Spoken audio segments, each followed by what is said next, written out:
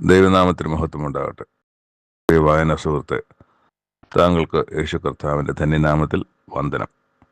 ഇന്ന് ഒക്ടോബർ 8, ഒന്നാമത്തെ വായനാ ഭാഗം 1 ദിനവൃത്താന്തം 24-25 അധ്യായങ്ങൾ. ഇതിൽ കഴിഞ്ഞ അധ്യായത്തിൻ്റെ തുടർച്ചയായി അതിൽ ചെയ്തിരുന്നത് പോലെ ദേവാലയം സംബന്ധിച്ച കാര്യങ്ങൾക്ക് ആളുകളെ നിയമിക്കുകയാണ്. ഇതിൽ അഹരോന്റെ പുത്രന്മാരുടെ വേല സംബന്ധിച്ച് അഹരോന്റെ പുത്രന്മാർക്ക് ദേവാലയത്തിലെ പൗരോഹിത്യ ശുശ്രൂഷയാണ്.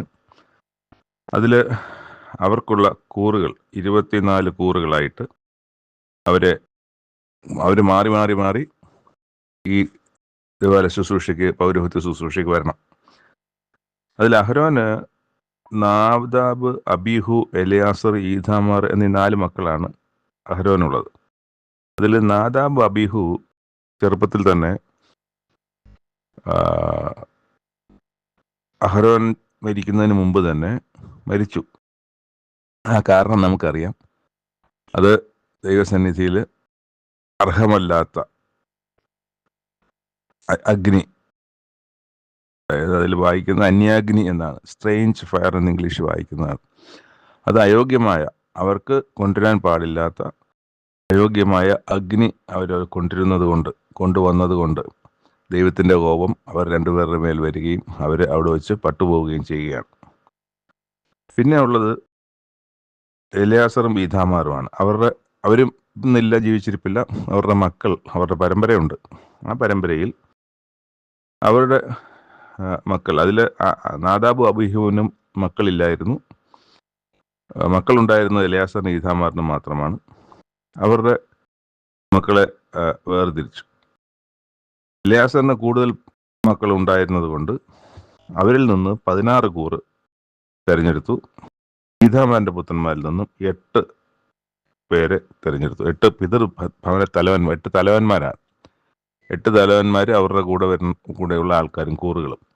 അങ്ങനെ 16ഉം 8ഉം 24 കൂറ്. അതിൻ്റെ ഓർഡർ ഒന്നാമത്തെ കൂറ് താഴോട്ട് പറയുന്നുണ്ട്. ഒന്നാമത്തെ കൂറ് നറുക്കിട്ടാണ് എടുത്തത്. ഒന്നാമത്തെ കൂറ്, രണ്ടാമത്തെ കൂറ്, മൂന്നാമത്തെ കൂറ്, നാലാമത്തെ കൂറ്, അങ്ങനെ 24 കൂറുകൾ. അതിൻ്റെ നേതാക്കന്മാർ, അവരെയാണ് പിതൃഭവനത്തിൻ്റെ തലവന്മാരായിട്ട്, ആ കൂറിൻ്റെ നേതാക്കളായിട്ട് തിരഞ്ഞെടുത്തിട്ടുണ്ട്. അതിൽ ഒരു കൂറിനെ കുറിച്ച് ഞാൻ പറയാം. ഇത് 8ാമത്തെ കൂറ് അബിയാവ് എന്ന ആളുടെ നേതൃത്വത്തിലുള്ള കൂറാണ്. അബിയാക്കൂർ കേട്ടിട്ടുണ്ടാവും. അത് നമ്മൾ ലൂക്കോസിന്റെ സുവിശേഷം ആരംഭ ഭാഗത്ത് നമുക്ക് ഈ കൂറിനെ കുറിച്ച് വായിക്കാൻ പറ്റുന്നുണ്ട്. സെഖരിയാവ് അബിയാക്കൂറിലുള്ള ആളായിരുന്നു. അദ്ദേഹം മുറ മാറി വരുന്ന പ്രകാരം ദേവാലയത്തിൽ ശുശ്രൂഷിക്കാൻ വരുമ്പോൾ അവിടെ വെച്ച് ദൈവത്തിൻ്റെ സാന്നിധ്യം ഉണ്ടാവുകയും എനിക്കൊരു മകൻ ജനിക്കുന്നതിനെ കുറിച്ച് പറയുകയൊക്കെ ചെയ്യുന്നതും, അത് അങ്ങനെ അത്ര കണ്ട് പ്രായാധിക്യത്തിൽ എനിക്കൊരു മകൻ ജനിക്കുമോ എന്ന് സംശയിച്ചതുകൊണ്ട്, നീ ഇനി മകൻ ജനിക്കുന്നത് വരെ നീ ഊമയായിരിക്കും, ശബ്ദിക്കുകയില്ല എന്ന് സെഖരിയാവിനോട് പറയുന്ന ഭാഗത്ത് ആ സെഖരിയാവ് അബിയാക്കൂറുകാരനാണ്. അത് നമുക്ക് അവിടെ അത് വായിക്കാൻ പറ്റും. അപ്പം കൂറ് എന്താണെന്നുള്ളത് മനസ്സിലാകാനും ആ സന്ദർഭം നമുക്ക് സഹായിക്കും. അങ്ങനെ 24ാമത്തെ കൂറ് വരെ, 24ാമതായിട്ട് മയസയാവ് കൂറ് വീണു. അവര് ഇസ്രായേൽ ദൈവമായ യഹോവ അവരുടെ പിതാവായ അഹരോനോട് കൽപ്പിച്ചതുപോലെ അവൻ അവർക്ക് കൊടുത്ത നിയമപ്രകാരം അവരുടെ ശുശ്രൂഷയ്ക്കായിട്ട് യഹോവയുടെ ആലയത്തിലേക്ക് അവർ വരേണ്ടുന്ന ക്രമം ഇങ്ങനെയായിരുന്നു. 1, 2, 3 എന്നുള്ള ക്രമത്തിൽ അവർ അവിടെ വരേണ്ടതാണ്. പിന്നെ ബാക്കി ലേവി പുത്രന്മാർക്ക് ഉള്ള അവരുടെ ആളുകളെയും ബാക്കി ശുശ്രൂഷയ്ക്കുള്ള, ദേവാലയ ശുശ്രൂഷയ്ക്കുള്ള ആളുകളുടെ പേരുകളും അതിൻ്റെ താഴോട്ട് നമുക്ക് ഇതേ അധ്യായത്തിൽ തന്നെ വായിക്കാൻ പറ്റും. അവരെയും ചീട്ടിട്ടാണ് തിരഞ്ഞെടുക്കുന്നത്. പിന്നെ 25ാം അധ്യായത്തിൽ മറ്റ് കാര്യങ്ങൾക്ക്, അതായത് സേനാപതിമാരും ദാവീദും സേനാധിപതിമാരും കിന്നരം വീണ, കൈത്താളം എന്നിവ കൊണ്ട് പ്രവചിക്കുന്നവരായ ആസാഫിൻ്റെയും ഹേമാൻ്റെയും യദൂഥുവിൻ്റെയും പുത്രന്മാരെ ശുശ്രൂഷയ്ക്കായിട്ട് വേർതിരിച്ചിട്ടു. അവർ ഈ കൈത്താളവും കിന്നരവും വീണയും കൊണ്ട് പ്രവചിക്കുന്നവരാണ്. അപ്പം അങ്ങനെ കുറേ ആൾക്കാർ വേർതിരിച്ചു. അതുപോലെ അതിൻ്റെ 7ാമത്തെ വാക്യത്തിൽ സംഗീതം ചെയ്യുവാൻ അഭ്യാസം പ്രാപിച്ച നിമിടന്മാരായവരുടെ സകല സഹോദരന്മാരും അവരെ ആകെ 288 പേരെ തിരഞ്ഞെടുത്തു. 288 പേരാണ് ഒരു സംഗീതം വായിക്കേണ്ടവർ. ദാവീദ് അറിയാമല്ലോ, ദാവീദ് ഒരു ഗായകനാണ്, അതുപോലെ തന്നെ ഗാനരചയിതാവാണ്, വാദ്യോപകരണങ്ങൾ വായിക്കുന്നതിൽ നിപുണനുമാണ്. അങ്ങനെ ഉള്ള ദാവീദ് ഈ ഒരു കാര്യത്തിന് പ്രത്യേക താല്പര്യം ദാവീദിന് ഉണ്ടായിരുന്നു എന്നുള്ളതാണ്. അപ്പം അദ്ദേഹം അവിടെ ഗുരുക്കന്മാരുണ്ട്, ചെറിയവരുണ്ട്, പഠിക്കുന്നവരുണ്ട്. അതിൽ നല്ല വൈശിഷ്ട്യമുള്ള ആൾക്കാരെല്ലാം ഒരുപോലെ തന്നെ ചീട്ടിട്ട് തിരഞ്ഞെടുത്ത് നമ്മൾ വായിക്കുന്നത്. അവിടെയും വായിച്ചത് കഴിഞ്ഞ ഇതിൽ വായിച്ച പോലെ 24 കൂറുകാർ അല്ലെങ്കിൽ 24 ഗ്രൂപ്പ്, 24 ലീഡേഴ്സിൻ്റെ നേതൃത്വത്തിൽ 24 ഗ്രൂപ്പിനെ അവിടെ മാറി മാറി വായിക്കാൻ വേണ്ടി, മാറി മാറി സംഗീതം ചെയ്യാൻ വേണ്ടി അതും തിരഞ്ഞെടുത്തു. അതാണ് നമ്മൾ 25-ാമത്തെ അധ്യായത്തിൽ വായിക്കുന്നത്. രണ്ടാമത്തെ വായനാഭാഗം യെഹെസ്കേൽ പ്രവചനം 34-ാം അധ്യായം. 34-ാം അധ്യായത്തിൽ ഇസ്രായേലിൻ്റെ ഇടയന്മാരെ കുറിച്ചുള്ള പ്രവചനമാണ്. ഇസ്രായേലിൻ്റെ പുരോഹിതന്മാരായിരിക്കുന്ന ഇടയന്മാരെ കുറിച്ച്. അപ്പോൾ അവർ ഇടയന്മാരാണെങ്കിൽ ജനം ആടുകളാണ്. ആടുകളെ അവർ നന്നായി മേയിക്കുന്നില്ല എന്നുള്ളതാണ് ദൈവം ഇവിടെ അവരെക്കുറിച്ച് അവരുടെ മേൽ വെക്കുന്ന കുറ്റം. അവർ ആടുകളെ മേയിക്കാതെ തങ്ങളെ തന്നെ മേയ്ക്കുന്നു. ആടുകളുടെ നന്മയ്ക്കായിട്ടല്ല, ജനത്തിൻ്റെ നന്മയ്ക്കായിട്ടല്ല അവർ പ്രവർത്തിക്കുന്നത്, മറിച്ച് അവർക്ക് നന്മയ്ക്കായിട്ട്, അവർക്ക് പണം ഉണ്ടാക്കാനും അവർക്ക് വസ്തുവകൾ സമ്പാദിക്കാനും ഉള്ള പണികളാണ് അവർ ചെയ്യുന്നത്. മാത്രവുമല്ല, ദൈവത്തിൻ്റെ യഥാർത്ഥ വഴി അവരെ പഠിപ്പിക്കാതെ അന്യദൈവങ്ങളുടെ പുറകെ തന്നെ പുരോഹിതന്മാർ തന്നെ പോകുന്നു. അപ്പോൾ ജനം അത് കാണുന്ന ജനം വഴിതെറ്റുന്നു. ജനം എന്ന് പറയുമ്പോൾ പുതിയ തലമുറകൾ വന്നുകൊണ്ടിരിക്കുകയല്ലേ. പുതിയ കുഞ്ഞുങ്ങൾ, പുതിയ തലമുറകൾ വന്നുകൊണ്ടിരിക്കുമ്പം അവർ കാണുന്നത് യഹോവ ദൈവത്തെക്കുറിച്ച് അവർക്ക് അറിയുക പോലുമില്ല. അവർ ജനിച്ച് കുറേ നാൾ കഴിയുമ്പോൾ അവർ കാണുന്നത് ഈ അന്യദൈവങ്ങളുടെ ആരാധന മറ്റു കാര്യങ്ങളാണ്. അവർ അതാണ് എന്ന് വിചാരിച്ച് അതിലങ്ങ് പോകും. എന്നാൽ അവർ കുഞ്ഞിലേ കണ്ടു വളരുന്ന കാര്യങ്ങളിൽ അവർ ദൈവത്തെ സംബന്ധിച്ച് കേൾക്കുകയും ദൈവത്തിൻ്റെ ശുശ്രൂഷയും ദൈവത്തിൻ്റെ പുരോഹിതന്മാരെയും ദൈവികമായ മുഴുവൻ എല്ലാം ഒരേ ദൈവത്തിൻ്റെ കാര്യങ്ങളാണ്. കാരണം അവരതിൽ വിശ്വസിക്കുകയും ഉറക്കുകയും ചെയ്യും. ആ ഒരു കാര്യത്തിൽ ഇവർ വീഴ്ച സംഭവിച്ചിരിക്കുന്നു, അവരെ ശിക്ഷിക്കുമെന്നുള്ളതാണ്. ഇവിടെ വായിക്കാം, നിങ്ങൾ മേധസ് തിന്നുകയും ആട്ടുരോമം ഉടുക്കുകയും തടിച്ചിരിക്കുന്നവയെ അറുക്കുകയും ചെയ്യുന്നു. ആടുകളെ നിങ്ങൾ മേയിക്കുന്നില്ല താനും. നിങ്ങൾ ബലഹീനമായതിനെ ശാക്തീകരിക്കുകയോ ദീനം പിടിച്ചതിനെ ചികിത്സിക്കുകയോ ഒഴിഞ്ഞതിനെ മുറിവ് കിട്ടുകയോ ചിതറിപ്പോയതിനെ തിരിച്ചു വരുത്തുകയോ കാണാതെ പോയതിനെ അന്വേഷിക്കുകയോ ചെയ്യാതെ കഠിനതയോടും ക്രൂരതയോടും കൂടി അവയെ ഭരിച്ചിരിക്കുന്നു. ഈ വാക്കുകൾ അങ്ങനെ തന്നെ വായിച്ചാൽ നമുക്ക് അതിൻ്റെ തീവ്രത, ദൈവം അത് ഉദ്ദേശിക്കുന്ന ആ ഒരു ഗൗരവം അതിനെ മനസ്സിലാവുള്ളൂ. അവ ചിതറിപ്പോയിട്ട് കാട്ടിലെ സകല മൃഗങ്ങൾക്ക് ഇരയായി തീർന്നു. എൻ്റെ ആടുകൾ എല്ലാ മലകളിലും ഉയരമുള്ള എല്ലാ കുന്നിന്മേലും ഉഴന്നു നടന്നു. ഭൂതലത്തിലൊക്കെ എൻ്റെ ആടുകൾ ചിതറിപ്പോയി. ആരും അവയെ തിരയുകയോ അന്വേഷിക്കുകയോ ചെയ്തില്ല. അതുകൊണ്ട് ഇടയന്മാരെ, യഹോവയുടെ വചനം കേൾപ്പിൻ. ഇടയനില്ലായ കൊണ്ടത്ര എൻ്റെ ആടുകൾ കവർച്ചയായി പോവുകയും എൻ്റെ ആടുകൾ കാട്ടിൽ, അതായത് എൻ്റെ ജനം, അത് ആടിനെ അല്ല, ആട് എന്ന് ഉദ്ദേശിക്കുന്നത് ഇസ്രായേൽ ജനത്തിനെയാണ്. ആടുകൾ കാട്ടിലെ സകല മൃഗത്തിനും ഇരയായി തീർന്നത്. അതുകൊണ്ട് ഞാൻ ഇടയന്മാർക്ക് വിരോധമായിരിക്കുന്നു. ഞാൻ എൻ്റെ ആടുകളെ അവരുടെ കയ്യിൽ നിന്ന് ചോദിച്ച് ആടുകളെ മേയിക്കുന്ന വേലയിൽ നിന്ന് അവരെ നീക്കിക്കളയും. അപ്പോൾ അത് നീക്കിക്കളഞ്ഞല്ലോ. പൗരോഹിത്യം ഒരു ഘട്ടം കഴിഞ്ഞപ്പോൾ പൗരോഹിത്യം നീക്കിക്കളഞ്ഞു. അത് അങ്ങനെ തന്നെ സംഭവിച്ചു. അവിടെ വായിക്കുന്നത്, എന്നാൽ ഞാൻ അവയെ ജാതികളുടെ ഇടയിൽ നിന്ന് പുറപ്പെടുവിച്ച് ദേശങ്ങളിൽ നിന്ന് ശേഖരിച്ച് സ്വദേശത്ത് കൊണ്ടുവന്ന് ഇസ്രായേൽ മലകളിലും നദീതീരങ്ങളിലും ദേശത്തിലെ സകല വാസസ്ഥലങ്ങളിലും മേയ്ക്കും. അപ്പം ഇന്നും അവർ ഈ പറയുന്നത് പോലെ തന്നെ അവർ ചിതറിയിരിക്കുകയാണ്, അല്ലെങ്കിൽ അവർ പ്രവാസത്തിലായിരിക്കുകയാണ്, അല്ലെങ്കിൽ സ്വന്തം ദേശത്തല്ലാത്ത അവർ വസിക്കുകയാണ്. അവരെല്ലാവരും ഇപ്പോൾ ബാബേൽ എന്ന് പറയുന്ന രാജ്യത്താണ്, പിടിക്കപ്പെട്ടവരാണ്, അടിമകളാണ്,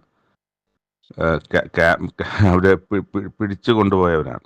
അവർക്കിന്ന് സ്വാതന്ത്ര്യമില്ല, പുറത്തു പോകാനൊക്കത്തില്ല. തങ്ങളുടെ നാട്ടിലേക്ക് പോകാൻ വേണ്ടി എഴുന്നേറ്റ് പുറപ്പെട്ടാൽ അവർ ശിക്ഷ കിട്ടും. അങ്ങനെ പെട്ടിരിക്കുകയാണ് അവർ. എന്നിട്ട് വായിക്കുന്നത്, ഞാൻ തന്നെ എൻ്റെ ആടുകളെ മേയ്ക്കുകയും കിടത്തുകയും ചെയ്യും എന്ന് യഹോവ കർത്താവിൻ്റെ അരുളപ്പാട്. അപ്പം പുരോഹിതന്മാരെ ഏൽപ്പിക്കുകയില്ല, ഞാൻ തന്നെ അതിനെ സംരക്ഷിക്കും, അതിനെ സഹായിക്കും, അതിനെ ശക്തീകരിക്കും എന്നുള്ളതാണ്. എന്നിട്ട് വേറൊരു വാക്യം വായിക്കുന്നത്, നിങ്ങൾ നല്ല മേച്ചിൽ മേഞ്ഞിട്ട് മേച്ചലിൻ്റെ ശേഷിപ്പിനെ കാലുകൊണ്ട് ചവിട്ടിക്കളയുന്നു. തെളിഞ്ഞ വെള്ളം കുടിച്ചിട്ട് ശേഷിപ്പുള്ളതിനെ കാലുകൊണ്ട് കലക്കിക്കളയുന്നു. നിങ്ങൾ കാലുകൊണ്ട് ചവിട്ടിയത് എൻ്റെ ആടുകൾ തിന്നുകയും നിങ്ങൾ കാലുകൊണ്ട് കലക്കിയത് അവ കുടിക്കുകയും ചെയ്യണമോ? ഞാൻ തന്നെ തടിച്ച ആടുകൾക്കും മെലിഞ്ഞ ആടുകൾക്കും മധ്യ ന്യായം വിധിക്കും.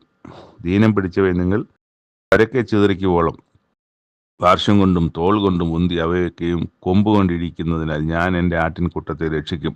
അവ ഇനി ഇരയായി തീരുകയില്ല. ആടിനും മധ്യേ ഞാൻ ന്യായം വിധിക്കും. ആടിനും മധ്യേ. അപ്പോൾ ഈ പുരോഹിതന്മാരായാലും ദൈവത്തിൻ്റെ ആടുകൾ തന്നെയാണ് പുരോഹിതന്മാർ. അപ്പോൾ ആടുകളിൽ നിന്നാണ് പുരോഹിതന്മാരെ തിരഞ്ഞെടുത്തിരിക്കുന്നത്. ആ ആടിനും മധ്യേ ന്യായം വിധിക്കും. അപ്പോൾ ഈ മനുഷ്യർ തന്നെ എല്ലാവരും നല്ലവരല്ല, എല്ലാവരും അങ്ങനെയല്ല. അവർ മനുഷ്യരായിരിക്കുന്നവർ തന്നെ അന്യോന്യം അല്ലെങ്കിൽ ഒരുവൻ മറ്റവനെ ഈ പറഞ്ഞ പോലെ നല്ലത് അവരെടുത്തിട്ട് ബാക്കി ഉള്ളവരെ ഉപദ്രവിക്കുകയും അവർക്ക് നന്മ കൊടുക്കാതിരിക്കുകയും അവരെ ഭീഷണിപ്പെടുത്തുകയും ഒക്കെ ചെയ്യുന്ന മനുഷ്യരും ഈ കൂട്ടത്തിലുണ്ട്. എന്നിട്ട് അത് വായിക്കുന്നൊരു പ്രധാനപ്പെട്ട കാര്യം, അവൻ അവയെ മേയിച്ച് അവയ്ക്കിടയനായിരിക്കും. അങ്ങനെ യഹോവയായ ഞാൻ അവർക്ക് ദൈവവും എൻ്റെ ദാസനായ ദാവീദ് അവരുടെ മധ്യേ പ്രഭുവുമായിരിക്കും. ദാവീദ് എന്ന് പറയുമ്പോൾ ദാവീദ് ഇന്ന് ജീവിച്ചിരിപ്പില്ല. ദാവീദിൻ്റെ കാലങ്ങളൊക്കെ കഴിഞ്ഞിട്ട് നൂറ്റാണ്ടുകൾ ആയി. അപ്പം ഇവിടെ ദാവീദ് എന്ന് പറയുന്നത് ദാവീദിൻ്റെ സന്തതി പരമ്പരയിലുള്ള ദാവീദിൻ്റെ പുത്രനായ യേശുക്രിസ്തുവിനെ കുറിച്ചാണ്. അപ്പോൾ യേശുക്രിസ്തു ഈ ജനത്തിനെ മേയ്ക്കുന്ന കാര്യത്തെ സംബന്ധിച്ചാണ് പറയുന്നത്. അത് അവസാനം എത്തുമ്പോഴത്തേക്ക് അവർ നിർഭയമായി വസിക്കും, ആരും അവരെ ഭയപ്പെടുത്തുകയുമില്ല. ഞാൻ അവർക്ക് കീർത്തിയുള്ള ഒരു നടുതല വെച്ചുണ്ടാക്കും. അവരിനി ദേശത്ത് പട്ടിണി കിടന്ന് നശിക്കുകയില്ല, ജാതികളുടെ നിന്ന് ഇനി വഹിക്കുകയില്ല. ഇങ്ങനെ അവർ ദൈവമായ യഹോവ എന്ന ഞാൻ അവരോടുകൂടി ഉണ്ടെന്നും ഇസ്രായേൽ ഗൃഹമായിരിക്കുന്നവർ എൻ്റെ ജനമാകുന്നുവെന്നും അവരറിയും. പക്ഷേ ഈ ഒരു പരിപൂർണമായ ഒരു അർത്ഥത്തിൽ നിർഭയമായി വസിക്കും എന്ന് പറയുന്നത് ഇതുവരെയും നിർഭയമായി വസിച്ചിട്ടില്ല. അവരുടെ ജനത്തിന് ഭയമുണ്ട്. ചുറ്റുമുള്ള എല്ലാ ജാതികളും അവർക്കെതിരാണ്, എല്ലാ രാജ്യങ്ങളും എതിരാണ്, ദൂരദേശത്തുള്ള രാജ്യങ്ങളും എതിരാണ്. ഇസ്രായേലിനെതിരെ ഇന്നും ലോകം എതിരാണ്. ഒരു ഭയത്തിൻ്റെ മധ്യയാണ് അവിടുത്തെ ജനം വസിക്കുന്നത്. നെതന്യാഹു എന്ന് പറയുന്ന രാജാവും അല്ലെങ്കിൽ അവിടുത്തെ നേതാവും ഭയത്തിൻ്റെ നിഴലിലാണ്. അവർ ഒരുപാട് ശ്രേഷ്ഠമായ കാര്യങ്ങൾ ചെയ്യുന്നുണ്ട്. ഒരു ടെക്നോളജി വലുതാണ്. അവർ രാജ്യത്ത് ലോകത്തും ഒക്കെ മിടുക്കന്മാരൊക്കെ തന്നെയാണ്. പക്ഷേ ഭയം, എപ്പോൾ വേണേലും ബോംബ് വീഴാമെന്നുള്ളൊരവസ്ഥയിലുള്ള ഭയം അവരിപ്പോഴും നിർഭയരല്ല, അവർ ഭയത്തിലാണ്. പക്ഷേ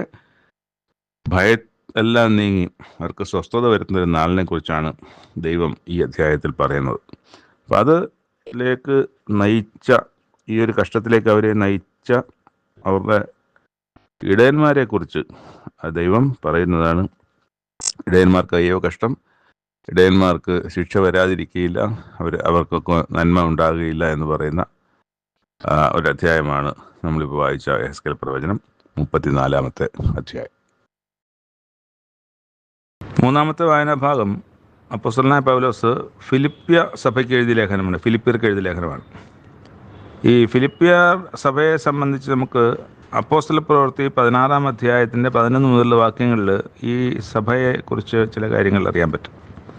അപ്പോസ്തല പ്രവൃത്തി സമയത്ത് ഫിലിപ്പിയിൽ ഒക്കെയും പോകുന്നതിനെ സംബന്ധിച്ച്. അപ്പം ഇവിടെ പൗലോസാണ് എഴുതുന്നെങ്കിലും പൗലോസോട് കൂടെ തിമത്യോസും ഉണ്ട് എന്നുള്ളത് ഇവിടെ നമുക്ക് ആദ്യത്തെ ഇതിൽ തന്നെ വായിക്കാം. പൗലോസും തിമത്യോസും ഫിലിപ്പിയിൽ ക്രിസ്തുയേശുവിലെ സകല വിശുദ്ധന്മാർക്കും അധ്യക്ഷന്മാർക്കും ശുശ്രൂഷകന്മാർക്കും കൂടെ എഴുതുന്നത്, നമ്മുടെ പിതാവായ ദൈവത്തിങ്കൽ നിന്നും കർത്താവായ യേശുക്രിസ്തുവിങ്കിൽ നിന്നും നിങ്ങൾക്ക് കൃപയും സമാധാനം ഉണ്ടാകട്ടെ. അപ്പം എന്നിട്ട് അത് തുടക്കം ഇങ്ങനെ, ഞാൻ നിങ്ങൾക്ക് എല്ലാവർക്കും വേണ്ടി കഴിക്കുന്ന സകല പ്രാർത്ഥനയിലും എപ്പോഴും സന്തോഷത്തോടെ പ്രാർത്ഥിച്ചും നിങ്ങളിൽ നല്ല പ്രവൃത്തി ആരംഭിച്ചവൻ യേശുക്രിസ്തുവിൻ്റെ നാളോളം, ഇപ്പോൾ ദൈവം യേശുക്രിസ്തുവിൻ്റെ നാളോളം അതിനെ തികയ്ക്കും എന്ന് ഉറപ്പായി വിശ്വസിച്ചുമിരിക്കുന്നു എന്നാണ് വായിക്കുന്നത്. അപ്പോൾ അവരെക്കുറിച്ച് നല്ല പ്രത്യാശയുള്ള വാക്യങ്ങളോടുകൂടിയാണ് ഈ അധ്യായം അല്ലെങ്കിൽ ഈ പുസ്തകം തുടങ്ങുന്നത് തന്നെ. 1-ാം നാൾ മുതൽ ഇതുവരെയും സുവിശേഷ ഘോഷണത്തിൽ നിങ്ങൾക്കുള്ള കൂട്ടായ്മ നിമിത്തം ഞാൻ നിങ്ങളെ ഓർക്കുമ്പോഴൊക്കെയും എൻ്റെ ദൈവത്തിന് സ്തോത്രം ചെയ്യും. അപ്പോൾ നിങ്ങളെക്കുറിച്ച് സ്തോത്രം ചെയ്യാനേ ഉള്ളൂ എന്നുള്ള കാര്യമാണ് ഇവിടെ പറയുന്നത്. കൃപയിൽ ക്രിസ്തുയേശുവിൻ്റെ ആർദ്രതയോടെ ഞാൻ നിങ്ങളെ എല്ലാവരെയും കാണുവാൻ എത്ര വാഞ്ചിക്കുന്നു എന്നതിന് ദൈവം സാക്ഷി. അപ്പോൾ അവരോടുള്ള സ്നേഹവും വാത്സല്യവും നിമിത്തം അവരെ വീണ്ടും കാണാൻ ആഗ്രഹിക്കുന്നു എന്ന് പൗലോസ് അപ്പോസ്തലൻ പറയാണ്. ഈ അധ്യായത്തിലാണ് സഹോദരന്മാരെ എനിക്ക് ഭവിച്ചത് സുവിശേഷത്തിൻ്റെ അഭിവൃദ്ധിക്ക് കാരണമായി തീർന്നു എന്ന് നിങ്ങൾ അറിവാൻ ഞാൻ ഇച്ഛിക്കുന്നു. അപ്പോൾ എന്നിട്ട് സകല ബന്ധനങ്ങളെ സംബന്ധിച്ചും സകല കഷ്ടങ്ങളെ സംബന്ധിച്ചും ഒക്കെയും പറയുന്നുണ്ട്. അത് ദൈവവചനത്തിൻ്റെ വചനം ഭയം കൂടാതെ പ്രസ്താവിപ്പാൻ അധികം തുനിയുകയും ചെയ്തുകൊണ്ടിരിക്കുന്നു. അപ്പോൾ ഇങ്ങനെ പ്രതികൂലങ്ങൾ ഉള്ളപ്പോഴും ഞാൻ കൂടുതൽ ഉത്സാഹത്തോടു കൂടി ഒരു തല്ല് കിട്ടുമ്പം രണ്ട് എന്ന് പറയുന്ന പോലെ അധ്വാനിക്കാൻ ഞാൻ മുതിരുകയും ചെയ്തിട്ടുണ്ടെന്നാണ്. ചിലർ ക്രിസ്തുവിനെ അസൂയയും പിണക്കവും നിമിത്തം പ്രസംഗിക്കുന്നു, ചിലരോ നല്ല മനസ്സോടെ തന്നെ അവർ സുവിശേഷത്തിൻ്റെ പ്രതിവാദത്തിനായിട്ട് ഞാൻ ഇവിടെ കിടക്കുന്നുവെന്നറിഞ്ഞിട്ട് അത് സ്നേഹത്താൽ ചെയ്യുന്നു. മറ്റവരോ ബന്ധനങ്ങളിൽ എനിക്ക് ക്ലേശം വരുത്തുവാൻ ഭാവിച്ചുകൊണ്ട് നിർമ്മലതയോടെ അല്ല ശാഠ്യത്താൽ അത്രേ ക്രിസ്തുവിനെ പ്രസംഗിക്കുന്നത്. പിന്നെ പൗലോസ് പറയാണ്, എന്തായാലും നാട്യമായിട്ടായിക്കോട്ടെ പരമാർത്ഥമായിക്കോട്ടെ എങ്ങനെയായാലും ക്രിസ്തുവിനെ ആണല്ലോ പ്രസംഗിക്കുന്നത്, അതിൽ ഞാൻ സന്തോഷിക്കുന്നു, ഇനിയും സന്തോഷിക്കും. അപ്പോൾ അങ്ങനെ ഉള്ളവരാണെങ്കിലും അവർ ക്രിസ്തുവിനെ ഉയർത്തുന്നല്ലോ, ക്രിസ്തുവിനെ പ്രസംഗിക്കുന്നല്ലോ, അത് തന്നെ വളരെ നല്ല കാര്യം എന്നാണ് പൗലോസ് പറയുന്നത്. അതിൽ എനിക്ക് സന്തോഷമുണ്ടെന്നും. പിന്നെ ഒരു കാര്യം പറയുന്നത്, എനിക്ക് ജീവിക്കുന്നത് ക്രിസ്തുവും മരിക്കുന്നത് ലാഭവും എന്നാണ്. അപ്പോൾ ജീവിച്ചിരിക്കുന്നത് ക്രിസ്തു എന്ന് പറഞ്ഞാൽ ജീവിച്ചിരിക്കുന്ന അത്രത്തോളം കാലം ഞാൻ ക്രിസ്തുവിന് വേണ്ടി അധ്വാനിക്കും, ക്രിസ്തുവിന് വേണ്ടി പീഡ സഹിക്കും, എല്ലാം ചെയ്യും. മരിക്കുന്നത് ലാഭം. മരിക്കുന്നത് ലാഭം എന്ന് പറഞ്ഞാൽ മരിക്കുന്നതിന് പല ആശയങ്ങൾ അതിനകത്ത് വരാം. പക്ഷേ മരിക്കുന്നത് ലാഭം എന്ന് പറഞ്ഞാൽ ഇപ്പം മരിച്ചാലും എനിക്ക് ലാഭമേ ഉള്ളൂ. കാരണം വെച്ചാൽ എനിക്ക് കിട്ടാനുള്ള യോഗ്യതയുണ്ട് എന്നുള്ള അർത്ഥത്തിലാണ് മരിക്കുന്നത് ലാഭം തന്നെ. പിന്നെ വേറൊരു കാര്യമുണ്ട്, ജഡത്തിലിരിക്കുമ്പോൾ എപ്പോൾ വേണേലും വീഴ്ചയൊക്കെ വരാവുന്ന ഒരു സാഹചര്യമുണ്ടല്ലോ. അപ്പോൾ ഈ നന്നായിരിക്കുമ്പോൾ അല്ലെങ്കിൽ ഏറ്റവും ദൈവത്തോട് ചേർന്നിരിക്കുമ്പോൾ, ഏറ്റവും ശുഷ്കാന്തിയിലിരിക്കുമ്പം, ഏറ്റവും വിശുദ്ധിയിലിരിക്കുമ്പം മരിക്കുന്നത് നല്ലത് തന്നെയാണ് ഒരർത്ഥത്തിൽ പറഞ്ഞാൽ. അതല്ലാതെ നമ്മൾ കൂടുതൽ കാലം ജീവിച്ചിരിക്കുന്നതോളം ഭയപ്പെടാനുള്ളത് വിശ്വാസത്തിൽ കുറവ് വരുമോ, വിശ്വാസത്തിൽ വീഴ്ച ഉണ്ടാകുമോ, പിന്നെ നമ്മുടെ വിശുദ്ധ സ്വഭാവമൊക്കെ നഷ്ടപ്പെടുമോ എന്നുള്ള ഭയം ഒരു വിശ്വാസിയെ സംബന്ധിച്ചപ്പോഴും ഉണ്ട്. ദൈവം സഹായിക്കും എന്ന് ഉള്ളപ്പോൾ തന്നെ ഈ ഒരു പ്രയാസവും എല്ലാ വിശ്വാസികൾക്കും ഉള്ളതാണ്. അപ്പം അങ്ങനെ ഒരു ആശയത്തിൽ നമുക്ക് നന്നായിരിക്കുമ്പോൾ ഈ ജീവിതം അവസാനിച്ചാൽ പിന്നെ ഉള്ള റിസ്ക് ഇല്ലല്ലോ എന്ന് വേണേലും നമുക്ക് കാണാം. പക്ഷെ ഇവിടെ പൗലോസ് അപ്പോസ്തലൻ ലഭിക്കാതിരിക്കുന്ന മരിക്കുന്നത് എപ്പോൾ മരിച്ചാലും, ഇപ്പം മരിച്ചാൽ എനിക്ക് ഇനി ചിലപ്പോൾ എൻ്റെ ആയുസ്സിൽ നാളുകൾ കുറഞ്ഞിരുന്നാലും എനിക്ക് ലാഭമാണ് അത്. കാരണം എനിക്ക് കിട്ടാനുള്ളത് എനിക്ക് കിട്ടുക തന്നെ ചെയ്യും. താഴോട്ട് അവിടെ അതിൻ്റെ 29 ക്രിസ്തുവിൽ വിശ്വസിപ്പാൻ മാത്രമല്ല അവനുവേണ്ടി കഷ്ടം അനുഭവിപ്പാനും കൂടെ നിങ്ങൾക്ക് വരം നൽകിയിരിക്കുന്നു. അപ്പോൾ ഒരു വരം ലഭിച്ചവരാണ് ഈ ജനം. അവർ മാത്രമല്ല, നമ്മളും ആ തരത്തിൽ വരം ലഭിച്ചിട്ടുണ്ട്. ആ വരമാണെന്ന് മനസ്സിലാക്കിക്കൊണ്ട് നമ്മൾ നന്മ അല്ലെങ്കിൽ വിശ്വാസം പ്രകാരം ജീവിക്കുക മാത്രമല്ല, ക്രിസ്തുവിന് വേണ്ടി കഷ്ടം അനുഭവിക്കുകയും ചെയ്യേണ്ടത്. അതിനുള്ള വരം നമുക്ക് ലഭിച്ചിട്ടുണ്ട്. അപ്പോൾ വരം ലഭിച്ചിട്ടുണ്ടെങ്കിൽ പിന്നെ അത് അനുഭവിക്കുന്നതിന് വേദനയും സങ്കടവും വരില്ലല്ലോ. അപ്പം അങ്ങനെ ആ ഒരു തരത്തിൽ അതിനെ കണ്ട് കഷ്ടങ്ങൾ വരുമ്പോൾ സന്തോഷത്തോടെ കൈക്കൊള്ളുക എത്രയേ വേണ്ടത്. രണ്ടാമത്തെ അധ്യായത്തിൽ ക്രിസ്തുവിൽ വല്ല പ്രബോധനവും ഉണ്ടെങ്കിൽ, നിങ്ങൾക്ക് സ്നേഹത്തിൽ വല്ല ആശ്വാസവും ഉണ്ടെങ്കിൽ, ക്രിസ്തുവിൽ ആത്മാവിൻ്റെ വല്ല കൂട്ടായ്മയും ഉണ്ടെങ്കിൽ, ക്രിസ്തുവിൽ വല്ല ആർദ്രതയും മനസ്സിലെയും ഉണ്ടെങ്കിൽ നിങ്ങൾ ഏക മനസ്സുള്ളവരായി ഏകസ്നേഹം പൂണ്ട് ഐക്യമത്യപ്പെട്ട് ഏകഭാവമുള്ളവരായി ഇങ്ങനെ എൻ്റെ സന്തോഷം പൂർണ്ണമാക്കുകയും. അപ്പോൾ ഇതെല്ലാം നിങ്ങൾക്കുണ്ട്. എങ്കിലും ഒരു പ്രബോധനം എന്ന നിലയ്ക്ക് അവരോട് പറയുകയാണ്, എന്തെങ്കിലും ഒരു പ്രബോധനം ഉണ്ടെങ്കിൽ, അല്പമെങ്കിലും സ്നേഹമുണ്ടെങ്കിൽ, അല്പമെങ്കിലും കൂട്ടായ്മയുണ്ടെങ്കിൽ, അല്പമെങ്കിലും ആർദ്രതയും മനസ്സിലും ഉണ്ടെങ്കിൽ, അല്പമെങ്കിലും ഇതൊക്കെ ഉണ്ടെങ്കിൽ നിങ്ങൾ ഏക മനസ്സുള്ളവരായി ഏകസ്നേഹം പൂണ്ട് ഐക്യമത്യപ്പെട്ട് ഏക ഭാവമുള്ളവരെ ഇങ്ങനെ എൻ്റെ സന്തോഷം പൂർണ്ണമാക്കുകയും. ശാഠ്യത്താലോ ദുരഭിമാനത്തോലോ ഒന്നും ചെയ്യാതെ താഴ്മയോടെ ഓരോരുത്തർ മറ്റുള്ളവനെ തന്നെക്കാൾ ശ്രേഷ്ഠൻ എന്ന് എണ്ണിക്കൊണ്ട് ജീവിക്കുക എന്നാണ്. അപ്പോൾ നമ്മൾ ഗുണം അന്വേഷിക്കുമ്പോൾ നമ്മുടെ ഗുണമല്ല മറ്റൊരുത്തൻ്റെ ഗുണവും കൂടെ നോക്കണം. നമ്മുടെ ഗുണം നോക്കുന്നതോടൊപ്പം തന്നെ നമുക്ക് മാത്രം എന്ന തരത്തിൽ സ്വാർത്ഥനായി പോകാതെ മറ്റുള്ളവരുടെ ഗുണം കൂടെ നമ്മൾ അന്വേഷിക്കേണ്ടതാണ്. ഈ പുസ്തകത്തിലാണ് നമ്മൾ ഈ ദൈവരൂപത്തിലിരിക്കെ എന്ന് പറയുന്നൊരു ഭാഗം നമ്മൾ വായിക്കുന്നത്. ഇതിൻ്റെ 2-ാമത്തെ അധ്യായത്തിൽ 6-ാമത്തെ വാക്യം, അവൻ ദൈവരൂപത്തിലിരിക്കെ ദൈവത്തോടുള്ള സമത്വം മുറുകെ പിടിച്ചുകൊള്ളണമെന്ന് വിചാരിക്കാതെ ദാസരൂപം എടുത്ത് മനുഷ്യ സാദൃശ്യത്തിലായി തന്നെത്താൻ ഒഴിച്ച് വേഷത്തിൽ മനുഷ്യനായി വിളങ്ങി തന്നെത്താൻ താഴ്ത്തി എന്നൊക്കെ പറയുന്ന ഭാഗത്ത് അവൻ ദൈവരൂപത്തിലിരിക്കെ എന്ന് പറഞ്ഞാൽ മനുഷ്യരെല്ലാവരും ദൈവരൂപത്തിലാണ്. അപ്പോൾ ഉൽപ്പത്തിയിൽ നമ്മൾ ആദമിനെ സൃഷ്ടിക്കുന്ന സമയത്ത് നമ്മുടെ സ്വരൂപത്തിൽ, നമ്മുടെ സാദൃശ്യത്തിൽ നമുക്ക് മനുഷ്യനെ ഉണ്ടാക്കാമെന്നാണ് പറയുന്നത്. നമ്മുടെ സാദൃശ്യത്തിലാണ് ഉണ്ടാക്കുന്നത്. അപ്പോൾ ആ ദൈവത്തിൻ്റെ സാദൃശ്യത്തിലാണ് മനുഷ്യനെ ഉണ്ടാക്കിയത്. അതുപോലെ തന്നെ ദൈവദൂതന്മാരെ കാണുമ്പോഴും മനുഷ്യനെ പോലെയാണല്ലോ ദൈവദൂതന്മാർ. പുരുഷരൂപത്തിലാണ് ആദമും ഹവ്വായും ഒക്കെ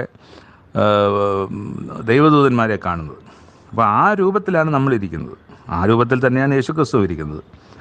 ദൈവരൂപത്തിലിരിക്കെ ദൈവത്തോടുള്ള സമത്വം മുറുകെ പിടിച്ചുകൊള്ളണം എന്ന് വിചാരിക്കാതെ. അപ്പം ഇവിടെ ഇങ്ങനെ പറയുമ്പോൾ ദൈവത്തോട് സമത്വം മുറുകെ പിടിച്ച് വേണമെന്ന് ആഗ്രഹിച്ച, അല്ലെങ്കിൽ അതനുസരിച്ച് പ്രവർത്തിച്ച ആരെങ്കിലും മുമ്പുണ്ടോ എന്ന് നോക്കണം നമ്മൾ. അങ്ങനെ ഒരാളുണ്ട്, ആദിമ മനുഷ്യൻ തന്നെയാണത്. അവിടെ പറഞ്ഞ് നിങ്ങൾ ദൈവത്തെ പോലെ ആകും എന്ന് പറഞ്ഞപ്പോൾ ആ കായ തിന്ന മനുഷ്യനാണത്. ആ മനുഷ്യൻ ദൈവത്തെ പോലെ ആകുമെന്ന് പറഞ്ഞപ്പോൾ ദൈവത്തെ പോലെ ആകാൻ വേണ്ടി ചെയ്തതാണ്. ദൈവത്തെ പോലെ നിങ്ങൾ നന്മ തിന്മകളെക്കുറിച്ച് അറിവുള്ളവരാകും, എന്നാൽ കഴിക്കാമെന്ന് പറഞ്ഞ് കഴിച്ചതാണ്. അപ്പോൾ ദൈവരൂപത്തിലിരിക്കെ ദൈവത്തോടുള്ള സമത്വം മുറുകെ പിടിച്ചുകൊള്ളണം എന്ന് വിചാരിക്കാതെ, അപ്പം അങ്ങനെ ഉണ്ടായിരുന്നൊരു മനുഷ്യൻ ചെയ്ത പോലെ ചെയ്യാതെ ദാസരൂപമെടുത്ത്, അപ്പം നമ്മളെപ്പോലെയല്ല, നമ്മളെപ്പോലെയുള്ള മനുഷ്യൻ തന്നെയാണ് യേശുക്രിസ്തു. പക്ഷേ എന്നാൽ നമ്മളെപ്പോലെയല്ല, ദാസനായി തീർന്നു എന്നാണ്. എടുത്ത് മനുഷ്യനെ പോലെ തന്നെ തന്നെത്താൻ വേഷത്തിൽ തന്നെത്താൻ ഒഴിച്ച് തന്നെത്താനെ താഴ്ത്തിക്കളഞ്ഞ് വേഷത്തിൽ മനുഷ്യനായി വിളങ്ങി തന്നെത്താൻ താഴ്ത്തി ക്രൂശിലെ മരണത്തോളം തന്നെ അനുസരണമുള്ളവനായി തീർന്നു. അതുകൊണ്ട് ദൈവവും അവനെ, യേശുക്രിസ്തു എന്ന മനുഷ്യനെ ഏറ്റവും ഉയർത്തി. അപ്പോൾ ദൈവം ഉയർത്തി എന്ന് തന്നെ അവിടെ തന്നെ എഴുതിയിട്ടുണ്ട്. അപ്പോൾ ദൈവരൂപത്തിൽ ഇരിക്കൊണ്ട് അവൻ ദൈവമാണ് എന്നർത്ഥം അവിടെ പലരും ചിന്തിക്കുകയും അത് ഉപദേശിക്കുകയും പ്രസംഗിക്കുകയും ഒക്കെ ചെയ്യുന്നുണ്ട്. അവിടെ ദൈവരൂപത്തിൽ ഇരിക്കുക എന്ന് പറയുന്ന വാക്യത്തിൻ്റെ താഴെ തന്നെയാണ് അതുകൊണ്ട് ദൈവവും അവനെ, യേശുക്രിസ്തുവിനെ, മനുഷ്യനായ യേശുക്രിസ്തുവിനെ ഏറ്റവും ഉയർത്തി സകല നാമത്തിനും മേലായ നാമം നൽകി. സകല നാമത്തിനും മേലായ മനുഷ്യനെ, എല്ലാ മനുഷ്യരെക്കാളും ഉയരത്തിൽ, മരിച്ചവരും ജീവിച്ചിരിക്കുന്നവരും എല്ലാ മനുഷ്യന്മാരെക്കാളും ഉയരത്തിലും ദൈവദൂതന്മാരെക്കാളും ഉയർന്നൊരു സ്ഥാനത്താണ് യേശുക്രിസ്തുവിനെ ആക്കിയത്. മുമ്പ് അങ്ങനെ ആയിരുന്നില്ല. ദൈവദൂതന്മാരെക്കാൾ താഴ്ന്ന ഒരു സ്ഥാനത്തായിരുന്നു. കാരണം ദൈവദൂതന്മാർക്ക് മരണമില്ല, യേശുക്രിസ്തുവിന് മരണമുണ്ട്. മനുഷ്യനായതുകൊണ്ട് മർത്യനാണ്. ആ മർത്യൻ ദൈവദൂതന്മാരെക്കാളും താഴ്ചയുള്ളവനായിരുന്നു. അല്പം ദൂതന്മാരെക്കാൾ അല്പം താഴ്ചയുള്ളവനായിരുന്നു. ഇന്ന് ആ ദൂതൻ്റെയും മുകളിലാണ് യേശുക്രിസ്തു. അങ്ങനെ യേശുവിൻ്റെ നാമത്തിൽ സ്വർലോകരുടെയും ദൂതന്മാരുടെയും ഭൂലോകരുടെയും അധോലോകരുടെയും, അപ്പം ഭൂമിയിൽ ജീവിച്ചിരിക്കുന്നവർ, അധോലോകർ എന്ന് പറയുമ്പോൾ മരിച്ചിട്ട് ഉയർത്തെഴുന്നേൽക്കാനുള്ളവർ, മരിച്ചവരിലും ഒക്കെ മുഴങ്കാലൊക്കെയും മടങ്ങുകയും എല്ലാ നാവും യേശുക്രിസ്തു കർത്താവ് എന്ന് പിതാവായ ദൈവത്തിൻ്റെ മഹത്വത്തിനായി ഏറ്റുപറയുകയും ചെയ്യും. അപ്പോൾ പിതാവായ ദൈവം അവിടെ ഉണ്ട്. ആ ദൈവത്തിൻ്റെ മഹത്വത്തിനായിട്ട് സകല മനുഷ്യരും യേശുക്രിസ്തു കർത്താവ് എന്ന് ഏറ്റുപറയുന്ന നാൾ വരും. അതുകൊണ്ട് പ്രിയമുള്ളവരെ, നിങ്ങൾ എല്ലായ്പ്പോഴും അനുസരിച്ചതുപോലെ ഞാൻ അരികത്തിരിക്കുമ്പോൾ മാത്രമല്ല, ഇന്ന് ദൂരത്തിരിക്കുമ്പോൾ ഏറ്റവും അധികമായി ഭയത്തോടും വിറയലോടും കൂടെ നിങ്ങളുടെ രക്ഷയ്ക്കായി പ്രവർത്തിപ്പിൻ. എന്നോടുള്ള ഭയവും വിറയലുമല്ല, ദൈവത്തെ ഭയപ്പെടുക, ദൈവത്തിൻ്റെ മുമ്പിൽ വിറയ്ക്കുക എന്നുള്ളതാണ്. ഇച്ഛിക്കുക എന്നതും പ്രവർത്തിക്കുക എന്നതും ദൈവമല്ലോ നിങ്ങളിൽ തിരുവുള്ളമുണ്ടായിട്ട് പ്രവർത്തിക്കുന്നത് എന്നാണ് പറയുന്നത്. വക്രവും കോട്ടവുമുള്ള തലമുറയുടെ നടുവിൽ നിങ്ങൾ അനിന്ദ്യരും, ആരിലും നിന്ദ്യരാകാതെ പരമാർത്ഥികളും ദൈവത്തിൻ്റെ നിഷ്കളങ്ക മക്കളുമാകേണ്ടതിന് എല്ലാ പിറുപിറുപ്പും വാദവും കൂടാതെ ചെയ്യുവിൻ.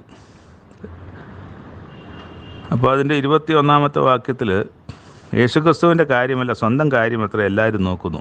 അപ്പോൾ എല്ലാവരും ഇപ്പം നമ്മുടെ ജീവിതത്തിലേക്ക് നമ്മൾ നോക്കിയാൽ നമ്മൾ കൂടുതൽ സമയം നോക്കുന്നത് നമ്മുടെ കാര്യങ്ങൾക്ക് വേണ്ടിയാണ്, ക്രിസ്തുവിൻ്റെ കാര്യത്തിന് വേണ്ടിയല്ല. ഒരല്പസമയമൊക്കെയാണ് ക്രിസ്തുവിൻ്റെ കാര്യത്തിന് വേണ്ടി ചെയ്യുന്നത്. അല്ലാതെ ക്രിസ്തുവിൻ്റെ കാര്യത്തിന് വേണ്ടി എല്ലാം നോക്കുന്നവർ അങ്ങനെ ആരും ഇല്ല. അപ്പോൾ അവനോ ക്രിസ്തുവോ മകൻ അപ്പന് ചെയ്യുന്നത് പോലെ എന്നോടുകൂടെ സുവിശേഷ സേവ ചെയ്യുവതു എന്നുള്ള അവൻ്റെ സിദ്ധത നിങ്ങൾ അറിയുന്നല്ലോ. ഇവിടെ തിമത്തിയോസിനെ കുറിച്ച് പറയുന്നതാണ് കേട്ടോ.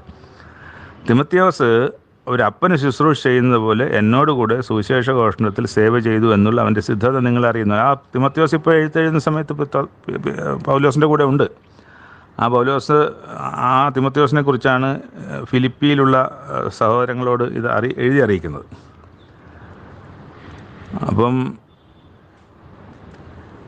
അവിടെ വേറെ ചില എപ്പഫ്രോദിത്തോസിനെ കുറിച്ച് പറയുന്നുണ്ട്. അദ്ദേഹത്തെ അയക്കുന്നത് ആവശ്യമാണെന്ന് തോന്നി. പിന്നെ